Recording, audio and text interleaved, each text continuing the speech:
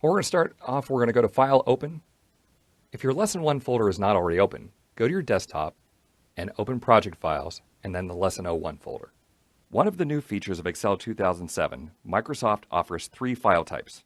XLSX and XLSM files are much better than the legacy XLSB format because they're smaller and less prone to corruption. Personally, I almost always use the XLSM version of the files as it allows me the flexibility to record a quick macro if necessary.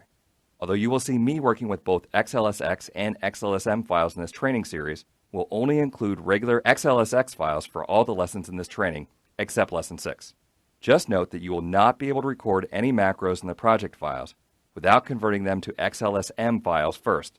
Other than the file name extension, your files are the same as mine. In Lesson 6, you'll have XLSM files that are ready for macro recording. And in Lesson 1, we're going to open the first file, the Advanced Subtotals topic. Advanced subtotals are a feature that have been added back in Excel 97 and really one of the very powerful ways to quickly summarize data. The Advanced Subtotals feature allows you to take your data set and very quickly add a subtotal for every customer, every region, every product, whatever you need to do. Now, in order to make subtotals work, the data has to first be sorted by that field. So we have a data set here with region, product, date, account, customer, quantity, revenue, cost of goods sold, and profit. And let's say that we want to create a summary by customer. The first thing we would have to do is sort the data by customer. Now, because my data has a heading above every row, I'm able to use the quick way to sort data. First, select a single cell. It has to be a single cell in the customer column, and then go to the Data tab of the ribbon. On the Data tab of the ribbon, we have 2 buttons, the A to Z and Z to A buttons that will sort either ascending or descending. I'm going to choose the A to Z button. And you'll see that our data is now sorted with the first customer alphabetically at the top.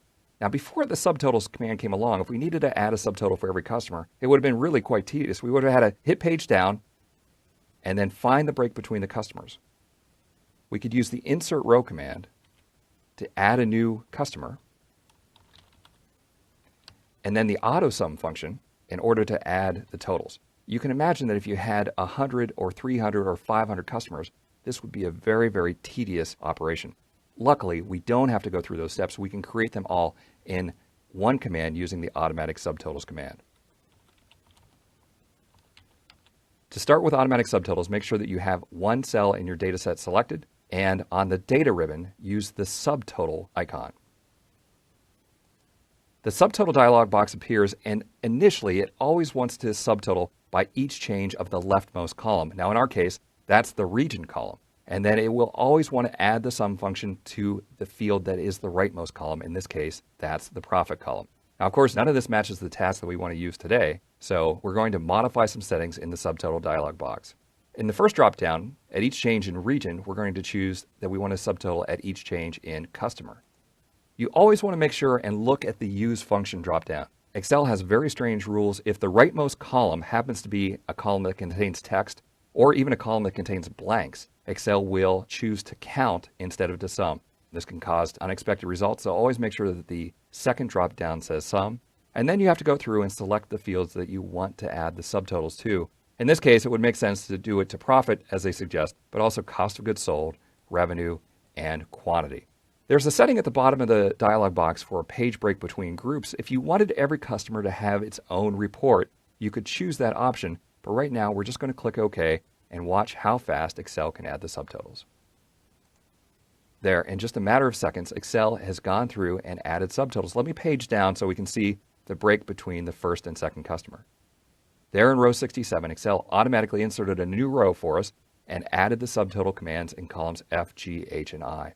You'll see in row 72 that Excel added a new total for the next customer, and as I page down through the data set, you'll see that Excel has added subtotals throughout the data set.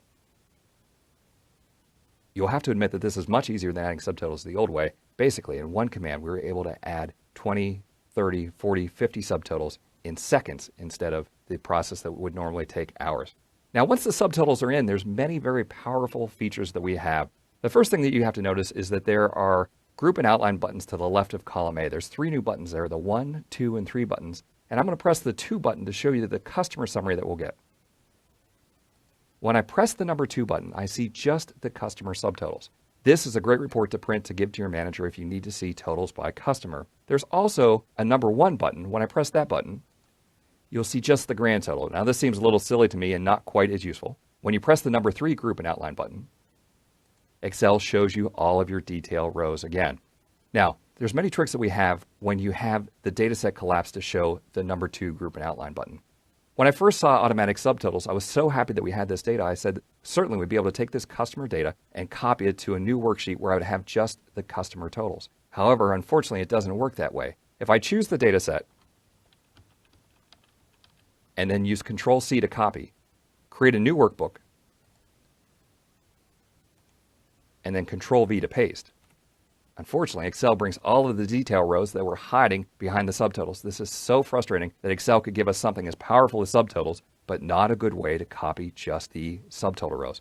Well, it turns out that there is a way, although it's very, very, very obscure. Let me return back to my original data set. And again, the trick is that we need to select the customer totals, including the heading in E1 down to the grand total in row 592. Once we have that data selected, there's a few different ways to select just the subtotal rows. The first method, which is more intuitive but is certainly harder to remember, is to go to the Home ribbon. On the Home ribbon, on the right-hand side, we have the Find and Select dropdown.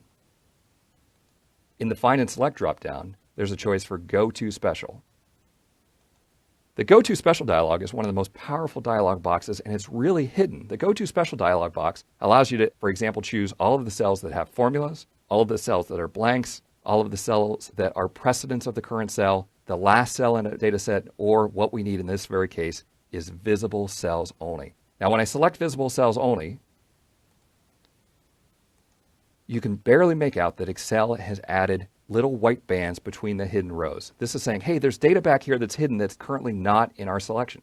Now, when I use Control-C, you'll actually see that we've selected just the individual rows. I can now go to my new workbook